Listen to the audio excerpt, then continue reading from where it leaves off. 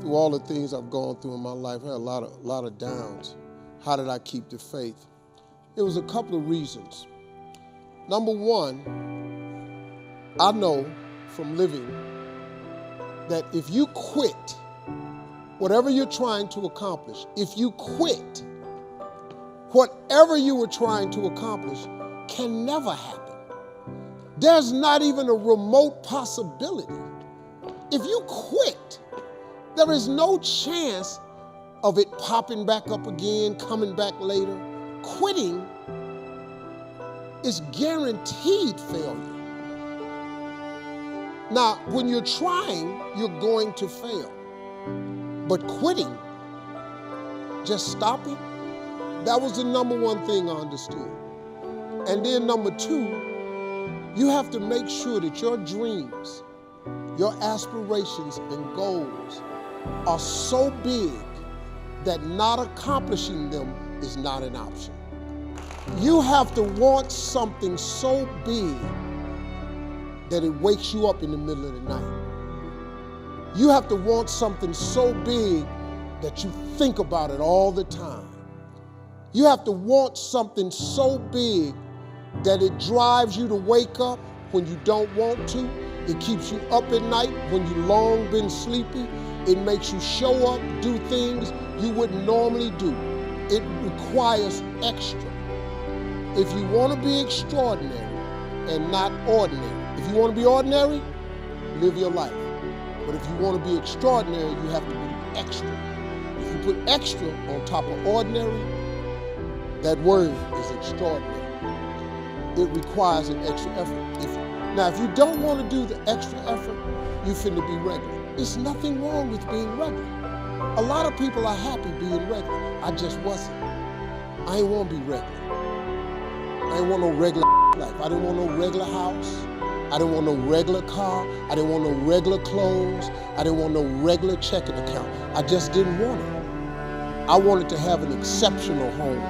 I wanted to have an exceptional bank account. I wanted to travel exceptional places. Now, if you don't want that, it's perfectly fine. You can be really happy being ordinary. But if something's burning in you, you got to deal with it. If you don't deal with it, you're going to be disappointed, man. See, being regular is cool. There's nothing wrong with it. You get a regular job, regular house. You can get you a coach ticket, economy ticket, regular. You want to fly first class? You want to sit in the front of the plane? See, let me tell you something. You know what you ought to do? Save your money and buy a first class ticket. This is how you train yourself to be successful. Save your money, get an upgrade, buy a first class ticket. Because when you sit in first class, you're going to understand something. The seats are wider.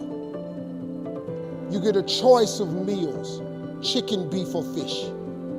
You get a bowl of warm nuts. They give you a hot towel to wipe your hands. Why do you think when their plane take off, they close the curtain to first class? Because they can't let these regular people, they cannot let you see what the is going on up there. Because you're going to want it back there, but you didn't pay to get it. So they close the curtain so they don't have to deal with your regular ass, wondering what's going on in first class. Once you buy a first class ticket, it becomes very difficult now for you to walk past those seats. Everybody in your life will have a turn back moment. No matter who you are, you're going to have such a period in your life where it seems like it's not working. You're going to have doubts. You're going to have a lot of trials and tribulations and challenges. And everybody has what's called a turn back moment. You always have a moment in your life where the direction you're going, you will have to make a decision to keep going or you turn back. The sad thing is the average person turns back. But think about this. If you're going somewhere and you turn back, you can never get there. If you wake up every day and go get in your car and say, I'm going to the store, and halfway to the store, you turn around, and then the next day, you go to the store and you turn around, you do realize that you'll never get to the store. So whatever you needed from the store now is even a greater need because you turned back. And every time you turn back, it does not change the need. So what kept me going was, I made turning back, giving up, never an option. And I had really dark moments, man, where I thought I just didn't think I was gonna make it. I mean, where I am today, I didn't see it clearly at all. I had a lot of turn back moments. But you know what it was for me, man? Being successful is so hard, but I realized that not being successful was hard too. The difference between not being successful hard and trying to get successful and hard, if you're trying to get successful and it's hard, at least there's some payout. There's a payoff. If you hang in there, there's payoff. When you're not successful, it's hard. It's hard not having money. It's hard never knowing how to come up with your mortgage and your bond and your rent and your let. It's hard not knowing that. How you gonna feed your children? How you gonna pay your bills? It's hard, ain't it? So if it's hard that way, and it's hard being successful, I might as well deal with how hard it is to be successful, because at least one day that could be a payout.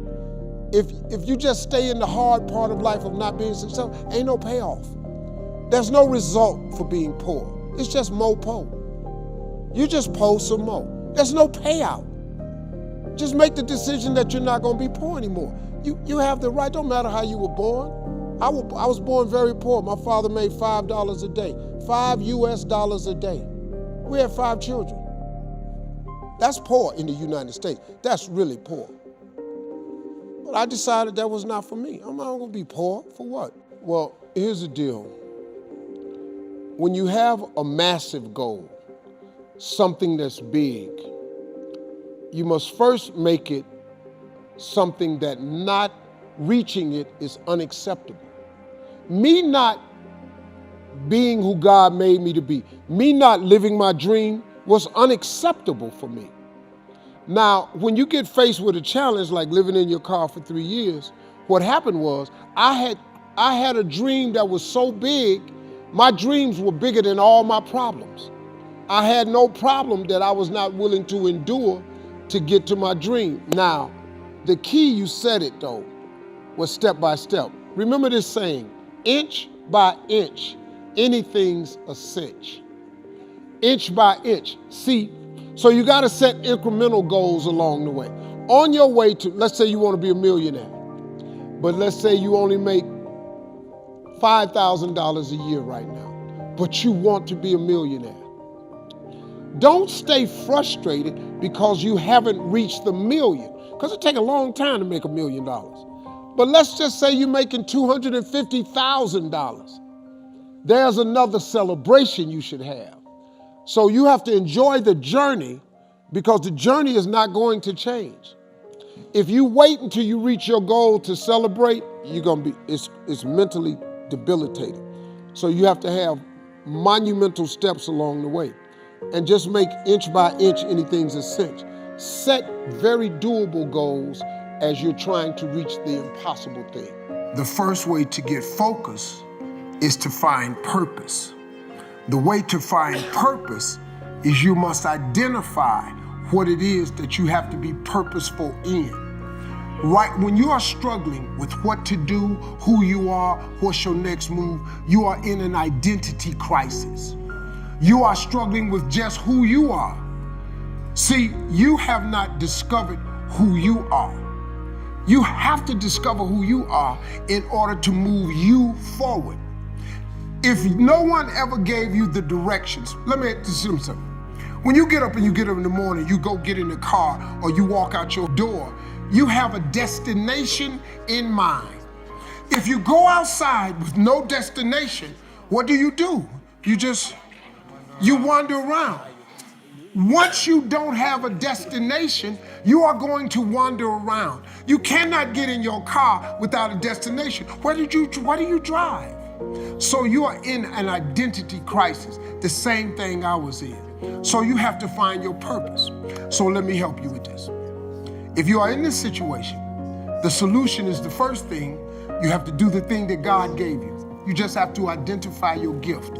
That's the first thing. Until you do that, you can forget it. You'll never find your purpose. You'll never know your mission.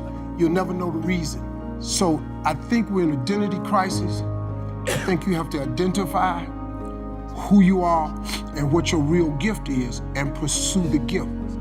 I'm just telling you the truth. I identified my gift. See, that's why when he said, Steve, you can sing. Whoa, hey, hold up now. That's not what I do. I've identified my gift. I'm in the joke telling business.